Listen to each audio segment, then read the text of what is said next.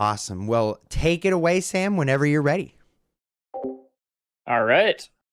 Welcome to Esports Recruiting Simplified. This is one of my various workshops that we run over Smith Talent Acquisition, which is a professional place where you can get recruited for college esports and earn lots of scholarships. Want to talk about a little bit of what I'm going to cover in today, as well as a bit of my background and what you're going to kind of learn, hopefully. So my name's Sam, and as I mentioned before, I'm the founder of my company, Smith Talent Acquisition. So I was born and raised in Wichita, Kansas. I graduated with my bachelor's at Kansas State, and I've always been a pretty passionate fan of esports. It really started all the way back in 2011 when I got my first PC that was actually able to run games, and I played games like Counter-Strike and League of Legends and all sorts of stuff like that. Ever since then, I played in college. I've got 8 years of experience in college esports, and 5 of those are as a coach. 3 of them were competing in Overwatch and a few other titles. Founded my company just recently, last year, to provide recruitment opportunities for talented athletes all through the U.S. because during my time at K-State, frankly, there weren't really scholarship opportunities and esports was not so big. And now it's kind of getting to the point where there's lots of great opportunities and we want to be able to capitalize on that and get people as many offers as they can get. So let's talk about some of the content we're going to be covering today, which is going to start with, a bit of a look on esports versus traditional sports. So this will be very helpful if anyone in the audience is not too sure about what the main differences are when it comes to college esports versus what a traditional athletic recruiting process would look like. Some of the colleges that compete in esports and how you can find out, who offers scholarships. What the journey of recruitment looks like when you start out as a recruit and you eventually create relationships with colleges. We're going to talk about how to win recruitment and some basic ideas on how you can best maximize your odds of success, and then talk about what opportunities there are out there, how many scholarships we got looking at. So let's begin with just kind of a basic comparison of those esports as well as those traditional sports. So I used to work at a company called NCSA, which is a very much a traditional sports company. Bread and butter is basketball, football, rowing, lacrosse, these kind of games, which are NCAA sports. And there's sports out there that aren't necessarily governed by the NCAA. You have the things such as the NAIA and a few other things. But for the most part, there's a lot of different member schools out there who run NCAA sports. The top ones are usually going to be recruiting from a Division I through Division III level. What you got to know about the NCAA really is there's 1,200 member schools out there, which is quite a lot. That's the vast majority of universities in the U.S. There's lots of requirements and rules around eligibility. So the NCAA makes it very, very obvious that in order to compete, they want to be sure that they have a good quality of people competing and that people are kind of doing the right steps. So they have you create a registration on the NCAA to ensure that you're going to be qualified athlete and that you're not taking any illicit drugs that improves your performance, all stuff like that. And then there's also tons of full ride and as well as just other scholarship opportunities for Division I and Division II level, which are typically going to be colleges that have attendance beyond 10,000, 20,000, those sorts of campuses, which are generally going to have a pretty big population who are going to be able to enjoy those sports to begin with. So in esports, it's obviously a little bit different. And for a lot of my time in college, a lot of this was very much grassroots, meaning that, students would just kind of get together and play games versus each other. And there weren't a lot of online competitions. And it wasn't really until 2016 and 2017 when Riot Games and Blizzard started hosting college level events that people started to compete against each other online. So they're an example of a national host, but there's also regional hosts, such as, for example, there's the Midwestern Esports Conference, there's the Mid-Atlantic Esports Conference, and many sorts of others, which are just cover, somewhere between 10 to 12 states, where it's just going to be small region-based competitions, usually over a period of 12 to 14 weeks. But a lot of the most popular ones are really going to be these national hosts, which are hosting multiple seasons and have the greatest opportunity for very competition. Right now, there are 250 plus varsity schools. Now, varsity, really what that means is there's club level esports, which is primarily just esports without any sort of university funding. So this is going to be smaller scale games, usually games like Smash Bros, Call of Duty, Smite, and a few others. And then varsity titles, those tend to be games like League of Legends, Rocket League, Valorant, and a few others in there. So varsity games, and varsity titles, really, those are specifically for those universities that have an esports director, usually some facilities that help people compete in those games, some form of esports scholarship, and other things on campus that kind of entice people to compete in esports. So of those varsity schools, a great majority of them are offering some sort of scholarship opportunities. Now, there's no really restriction on eligibility or recruiting in this regard, which is great, especially if you're an international student or don't exactly, like have the total knowledge on, just getting recruited in general. Now, a majority of scholarships for esports are partial. There's a few full rides out there, and then there's also some institutions where you can get close to a full ride, but that's simply mostly because the tuition is so cheap. For example, there's a college over a little bit south of me because I'm in Texas. Their name is Blinn College, and their tuition sits at around 5,000 to 6,000. So when they give scholarships, it's getting pretty close to full ride. So it really just kind of depends on the tuition of the university and what kind of current administrational support they have. But what's great about these esports scholarships is you can stack all sorts of other stuff on them, like your academic and needs-based scholarships as well. Cool. So now that we have a quick look at what traditional sports and esports looks like, and of course, talking a bit about recruiting aspects for some of them, I want to move into the next thing, which is who exactly has these sports.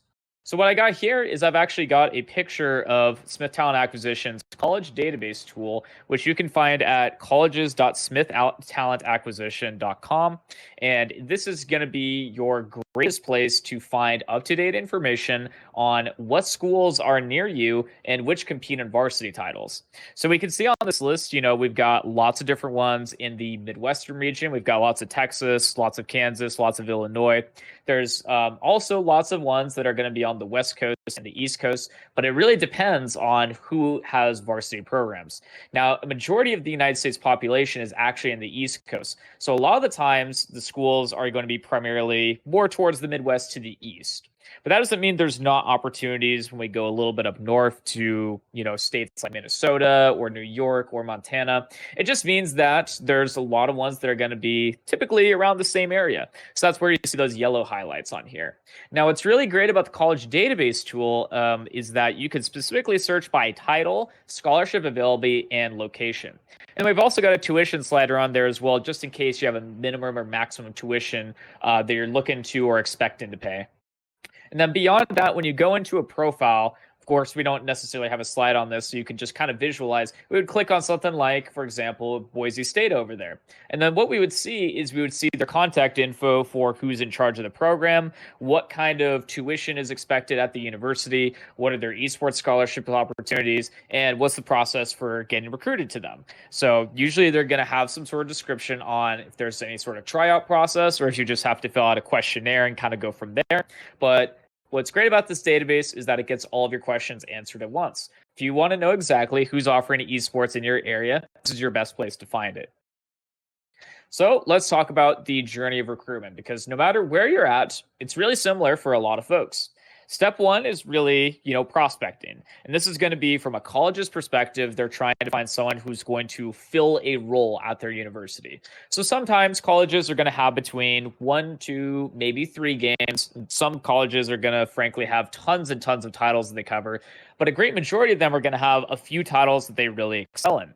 And then others, they're going to try to fill the gaps by either getting new players in or filling people who are leaving. So this is phase one, which is for your perspective, the student and trying to get recruited is getting prospected. So what does that look like? It's typically a mixture, but it goes into really the next step, which is creating relationships, with colleges and doing a little bit of outreach. So a lot of the times what you want to do is understand what a university is going to be looking for. And if you already fit a category, such as you're pretty high rank or you've got lots of tournament experience or something else similar to that could kind of help you in your application, you want to outreach to that college and let them know you're interested. So universities are typically going to have an interest form that you can fill out. But I would definitely recommend once you fill that out, you definitely want to get in touch with that college coach, because you want to make sure that you pair that interest with a little bit of a personalized message so that they understand who you are, why you want to go to their university. Now, the next step is going to be application and evaluation. So, in this phase specifically, you're going to typically send out a college application, typically in the fall of your senior year. And then from there, it's going to be evaluated by the admissions office. And sometimes you're also going to get closed or open sorts of tryouts with the college directors themselves, where they're going to have you play in some sort of a scrimmage, either in house or against another opponent. And they're going to evaluate your skills.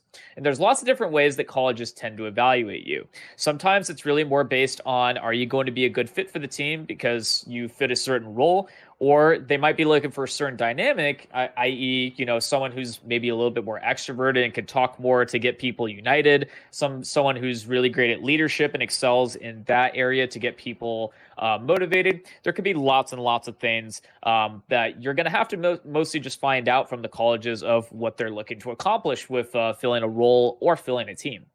Now, the last step, and this is the very exciting step, is committing and getting a decision. So, if you're well within the rights of being at a college, meaning your GPA is very good, you've done some test scores and they check out and they're well above the medians or kind of hit the thresholds that really work with the university, they're going to accept you. And a lot of the times, paired with that is going to be some sort of an offer of financial aid. So, of course, you're going to be able to fill out things like the FAFSA, but if you have a lot of really good grades and you have a lot of great things to show for yourself, sometimes you're going to be able to get some merit-based scholarships on top of that to help you pay for tuition, room and board, books, all that sorts of stuff. And then, of course, if you've already been scouted by a college or you're in the process of working that out with them, getting accepted is the next best step to being able to get your esports scholarship, because the directors also want to know when they're making some sort of an offer that you're actually interested in applying and potentially, would get accepted to that university. So I see in the grand majority of times, the recruitment really drives to a point where you're trying to reach a common goal with the director, which is ultimately finding the right spot. All right, let's talk about how to win recruitment, how ultimately you're going to increase your odds for success. So to really start out, I think just what I've kind of identified on the last slide, it's about making a presence. I tell my folks all the time who are within my company and even people that I've worked with in the past, it's really important to do things that help you stand out. And what I would say is what I found is really great and adds a lot of value to your personal portfolio is you want to create your own private YouTube channel where you can specifically put down some of the best ranked gameplay that you have. Don't worry about montages or anything like that, because those don't really show off, how good of a player you are in difficult scenarios or how you would do well in a tryout. You want to be able to have gameplay that has comms. This is preferably going to be in a tournament or an event of some sort. And that kind of helps understand for the college coach side of things where you would make the biggest impact in their program. It's also important to find a team to play with in events and start talking to college coaches. So if your high school is already playing in something like the High School Esports League or Vanta Leagues or something like this, definitely find a good opportunity to play in a team so that you can get some exposure with college coaches by going to some tournaments and get some practice under your belt so that you know what it's going to look like when you get to that point where you're competing with the team and suddenly the dynamic is going to be pretty different. Now, on top of creative presence, which is naturally going to help escalate this, you want to build out your portfolio through doing a various amount of things. If you're a good student, this is a great opportunity for you to track all of your academic and athletic achievements. You want to ensure everything looks professional and that you package things very, very well to these college coaches. Because remember, they're getting hundreds and hundreds of people who reach out to them. So how you stand out best is going to be highlighting everything that is very personal to you and that makes you very much stand out and more professional than the others. I would also say third is use your resources. Use our college database tool to find the programs near you that offer your game plus scholarships and figure out, exactly what these college coaches are interested in. They're very much going to give you an idea of what a good person in the program would look like, either by giving you a case study of people who are currently at the program or giving you an idea of what the minimum qualifications are going to be. And then you really just want to go from there. So don't forget to use your resources because there's tons of free resources out there that's going to help you get to that next level. Now, if you still have questions, don't worry because we got you covered. So, we have a free scholarship guide on our website that contains a couple things, but namely some of the most important things, which we partially discussed in this presentation, which is information on college esports. So, I talk a lot more about the specific types of hosts that are going to be doing a lot of these events and how much in scholarships you're typically looking at for different tiers. What kind of scholarships are going to be available for different sorts of opportunities. So if you're, particularly good at gaming, that's obviously a great way to get scholarships. But if you like casting or producing and you want to get into broadcast work in the future, there's lots of colleges that are opening up opportunities to do that. There's, for example, here in Texas, we've got University in North Texas, we've got Shriner University. All these universities and many others are looking for talented casting people to give scholarships to, and they would be very much within a similar tier. There's also some additional tools that you're going to find in that guide, which will just help you really get the best possible experience and bang for your buck out of everything when it comes to your college recruiting experience. So we've got a little bit of a QR code on here. You can scan that and it'll go to our website where you can, from there on, just give it a quick download. All right, so we've come to the conclusion of our presentation, and I just want to say for all those watching at home, thanks so much for listening. Would love for you to get in touch if you do have any questions or you want to know about what your other opportunities to succeed in this realm of recruiting. I've successfully helped recruit hundreds of athletes at this point, gotten them tons of scholarships. So, but if you also know someone else that's ready to get in on this journey, make sure that they check out my website. They can book a call. There's a few places they can get in touch with me. I've got a few forms of contact as well as some social media below. So overall, very much happy and excited for the opportunity to help give back to the community. And I hope you found this workshop valuable. Thanks so much for watching.